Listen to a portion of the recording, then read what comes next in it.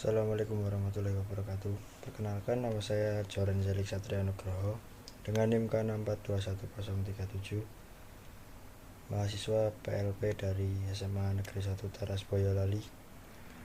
Di sini saya akan membuat video pembelajaran untuk kelas 11 tentang bab amandemen atau perubahan dari Konstitusi Undang-Undang Dasar 1945. Jadi judul kali ini yaitu dasar dan prosedur dari amandemen Undang-Undang Dasar Negara Republik Indonesia 1945.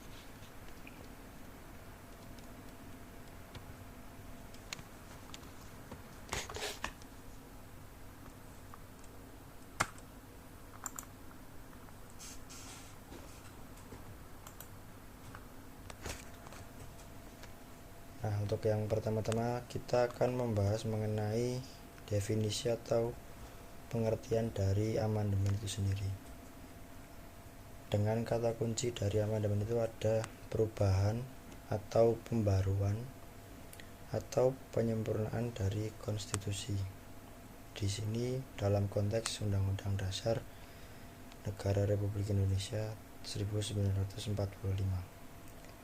Jadi amandemen merupakan proses perubahan atau revisi terhadap sebuah undang-undang atau konstitusi yang dalam konteks ini merupakan UUD 1945, yang berarti penyesuaian atau perbaikan terhadap pasal-pasal yang ada dalam Undang-Undang Dasar Negara Republik Indonesia tahun 1945.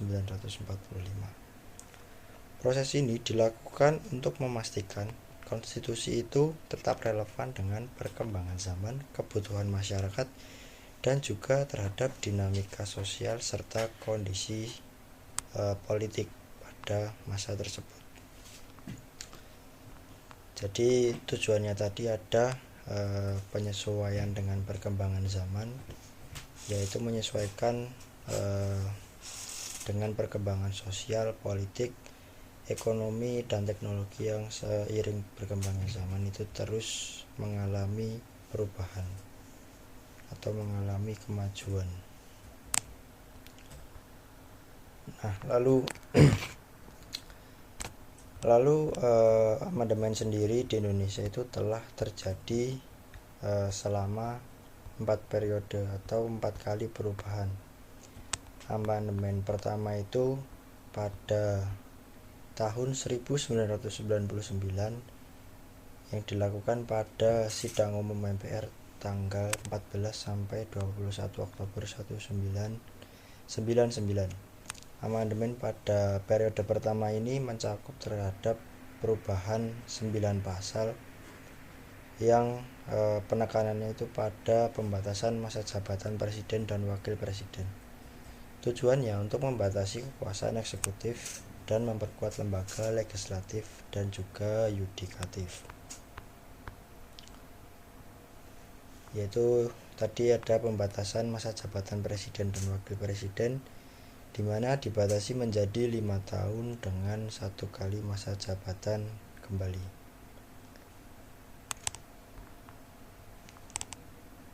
Lalu yang kedua itu ada pengurangan kekuasaan dari presiden dalam pembentukan undang-undang yang ditransfer kepada DPR.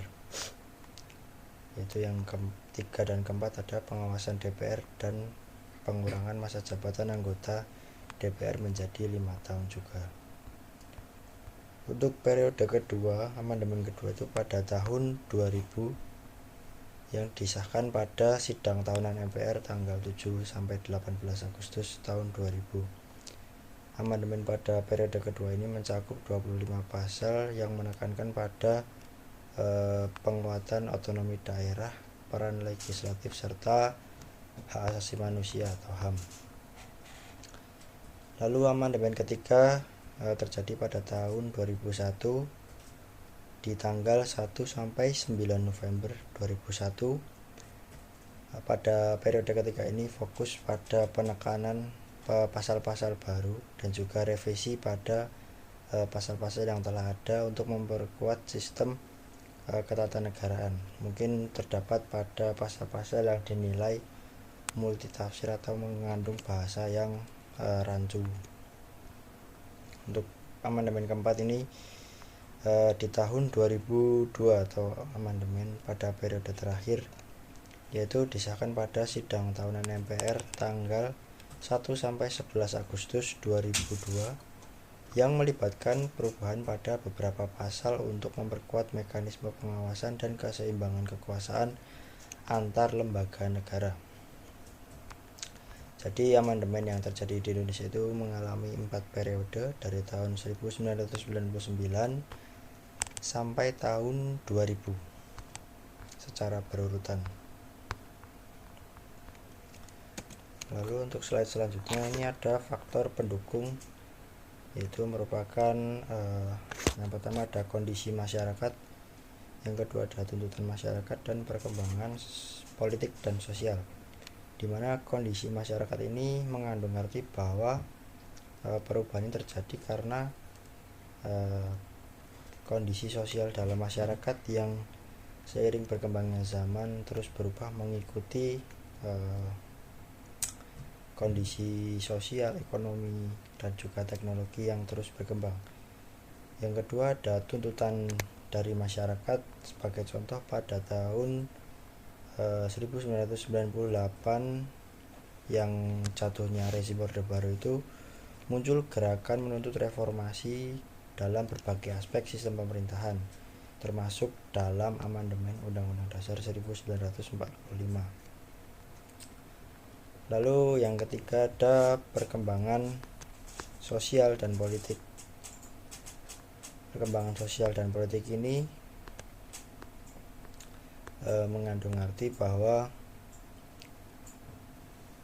pergantian dalam kepemimpinan atau politik itu selalu mengalami konfigurasi yang menciptakan momentum untuk melakukan amandemen. Ketika ada sesuatu yang lemah atau yang kurang sesuai itu, maka akan melakukan perubahan. Dan juga dalam perkembangan sosial seperti tadi, dalam kondisi di masyarakat di mana yang seiring perkembangan zaman terus berubah. Lalu slide selanjutnya ada dasar atau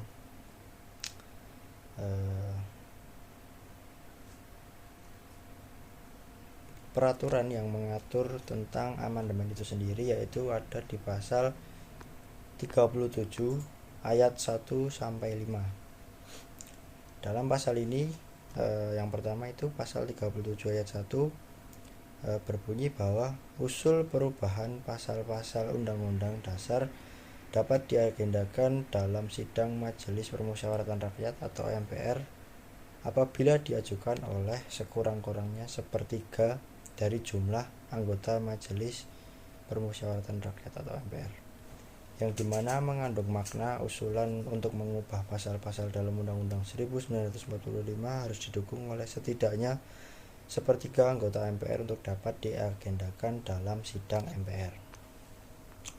Selanjutnya di pasal 37 ayat 2, setiap usul perubahan pasal-pasal Undang-Undang Dasar diajukan secara tertulis dan ditunjukkan dengan jelas bagian yang diusulkan beserta alasannya. Ini mengandung makna bahwa usulan perubahan harus dibuat secara tertulis dan mencantumkan pasal-pasal yang diusulkan untuk diubah beserta alasan yang jelas terhadap perubahan tersebut. Lalu yang ketiga ada pasal 37 ayat 3 berbunyi, untuk mengubah pasal-pasal Undang-Undang Dasar, sidang MPR dihadiri oleh sekurang-kurangnya 2/3 dari jumlah anggota Majelis Permusyawaratan Rakyat atau MPR. Ini mengandung makna sidang MPR yang membahas perubahan Undang-Undang Dasar 1945 harus dihadiri oleh minimal 2/3 dari jumlah anggota MPR agar dapat dianggap sah. Yang keempat ada pasal 37 ayat 4, setelah tadi sudah diusulkan dengan syarat sepertiga dari jumlah anggota MPR, lalu diusulkan secara tertulis dan ditunjukkan dengan alasan yang jelas, lalu melaksanakan sidang yang dimana harus memenuhi 2/3 jumlah anggota MPR. Dan selanjutnya ini pasal 37 ayat 4, putusan untuk mengubah pasal-pasal Undang-Undang Dasar dilakukan dengan persetujuan sekurang-kurangnya 50% ditambah 1 anggota dari seluruh anggota MPR. Mengandung makna bahwa dalam hal ini persetujuan atau keputusan dari pengubahan pasal itu membutuhkan sekurang-kurangnya 50% ditambah 1 anggota MPR yang hadir dalam sidang tersebut. Lalu yang terakhir, pada pasal 37 ayat 5 khusus mengenai bentuk negara kesatuan Republik Indonesia tidak dapat dilakukan perubahan. Hal ini bahwa bentuk negara kesatuan Republik Indonesia atau NKRI tidak dapat diubah melalui proses amandemen. Hal ini memastikan bahwa NKRI tetap menjadi negara kesatuan. Dalam pasal-pasal ini menjelaskan tentang mekanisme atau prosedur dan prosedur yang harus ditaati atau diikuti untuk melakukan perubahan pada Undang-Undang Dasar 1945. Sekaligus menegaskan bahwa bentuk NKRI itu tidak boleh diubah atau sudah mutlak adanya. Lalu untuk slide selanjutnya, kesimpulan atau makna yang bisa diambil ini ada 3, yaitu hubungan pemerintah dan rakyat. Rakyat sebagai warga negara, kedudukan rakyat itu merupakan peranan penting dari rakyat untuk mendorong perubahan konstitusi. Sebagai contohnya itu ada demonstrasi, diskusi publik, dan juga petisi yang dilakukan oleh rakyat untuk mendukung atau menuntut pemerintah atau selaku pemangku jabatan dalam perubahan konstitusi. Yang keempat, ada proses perubahan harus berdasarkan aturan yang berpedoman pada pasal 37 ayat 1 sampai dengan 5.